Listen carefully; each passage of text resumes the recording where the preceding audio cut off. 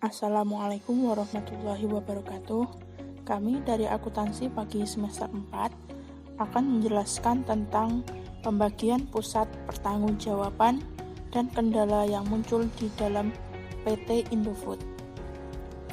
Berikut nama kelompok kami.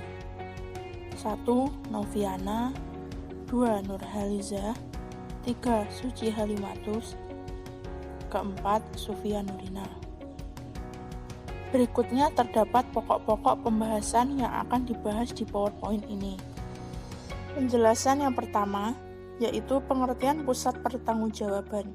Menurut Hansen dan Mowen, pada tahun 2009, pusat pertanggungjawaban adalah suatu segmen bisnis yang manajemennya bertanggung jawab terhadap pengaturan kegiatan-kegiatan tertentu. Pengertian yang lain dari Wikipedia Bahasa Indonesia, pusat pertanggungjawaban adalah unit organisasi yang dipimpin oleh seorang manajer yang bertanggung jawab untuk kegiatan dan hasilnya. Dalam pertanggungjawaban akuntansi, pendapatan dan biaya informasi yang dikumpulkan dan dilaporkan oleh pusat-pusat tanggung jawab. Pengertian yang lain, menurut Anthony dan Govit Darajan, pada tahun 2005, pusat pertanggungjawaban merupakan organisasi yang dipimpin oleh seorang manajer yang bertanggung jawab terhadap aktivitas yang dilakukan. Dalam suatu pusat pertanggungjawaban juga terdapat dua unsur, yaitu unsur organisasi dan manajer yang memimpinnya. Penjelasan berikutnya, pengertian teori kendali. Manajemen constraint atau lebih dikenal dengan theory of constraint adalah teori dalam ilmu manajemen bisnis untuk mencapai laba melalui identifikasi kendala yang dialami oleh perusahaan dan kemudian mencari solusi untuk mengatasi hambatan tersebut. Theory of constraint adalah filosofi manajemen yang pertama kali diperkenalkan oleh Dr. Eliyahu M. Goldratt dalam bukunya The Goal pada tahun 1984. Pembagian pusat pertanggungjawaban di PT Indofood. Pembagian tugas dan pertanggungjawaban di masing-masing bagian dalam struktur organisasi sesuai dengan fungsinya. Pembagian tugas ini berguna untuk mempermudah koordinasi setiap pusat tanggung jawab yang ada sehingga dapat mengendalikan permasalahan yang akan terjadi.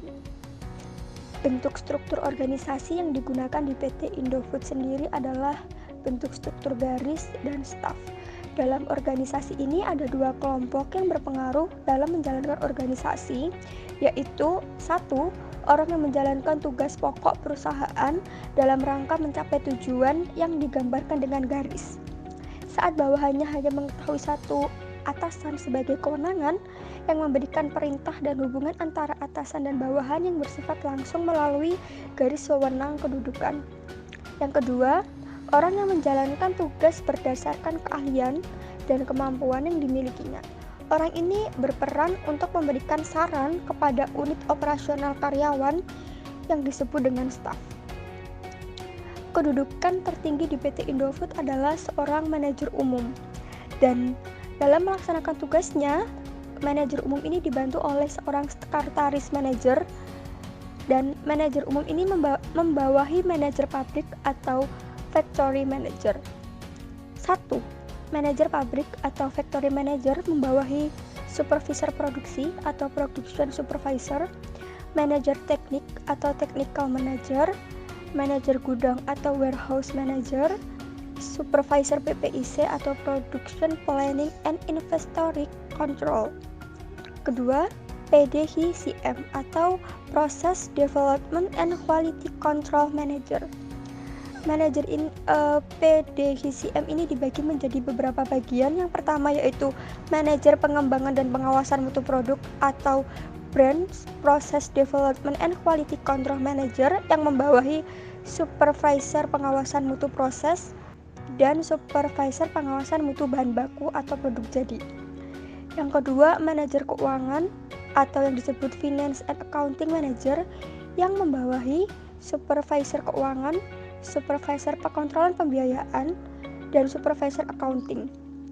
Yang ketiga, manajer pemasaran atau yang biasa disebut dengan area sales promotion manager ini membawahi dua wilayah, yaitu ASP atau area sales promotion dan manajer personalia atau branch personnel manager.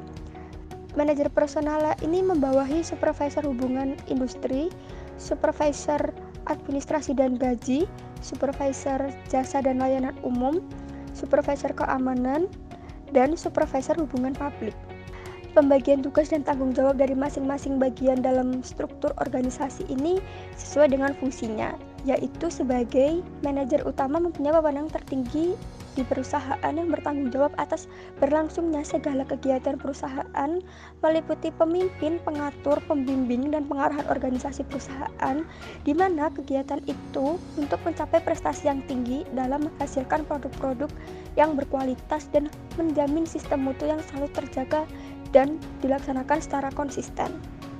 Kendala yang sering muncul setiap bagian pusat pertanggungjawaban yang mengganggu tujuan perusahaan pada PT Indofood. Dalam pelaksanaannya, setiap pusat pertanggungjawaban memiliki kendala yang dialami. Kendala tersebut dapat berdampak buruk bagi tujuan perusahaan. Kendala tersebut akan mengganggu proses produksi sehingga tidak berjalan dengan baik dan berpengaruh pada proses penjualan. Adapun beberapa kendala yang dialami setiap bagian pusat pertanggungjawaban antara lain yaitu 1. Kesulitan dalam mengukur output. 2. Tidak adanya keselarasan cita-cita. Rumitnya kedua masalah tersebut akan berlangsung berdampak pada kesejahteraan perusahaan. Dalam bisnis kecil dan menengah, manajemen pada tingkat atas memiliki hubungan yang erat dengan unit pegawainya dan dapat ditentukan melalui observasi tentang apa yang telah mereka kerjakan dan apakah unit itu berimbang dengan biayanya atau tidak, dan dalam bisnis dengan keuntungan kecil tanpa memandang ukurannya. Beban kebijakannya selalu dikendalikan secara ketat. Akan tetapi, dalam bisnis besar, manajemen senior tidak dapat mengetahui maupun mengevaluasi aktivitas dari semua stafnya, dan jika perusahaan tersebut cukup menguntungkan. Ada masalah untuk menyetujui pegawai untuk selalu menambah anggaran. Pusat pendukung sering dibebankan kepada pusat pertanggungjawaban lain atas layanan yang disediakan. Sekian presentasi dari kelompok kami. Bila ada kurang lebih katanya, kami mohon maaf. Wassalamualaikum warahmatullahi wabarakatuh.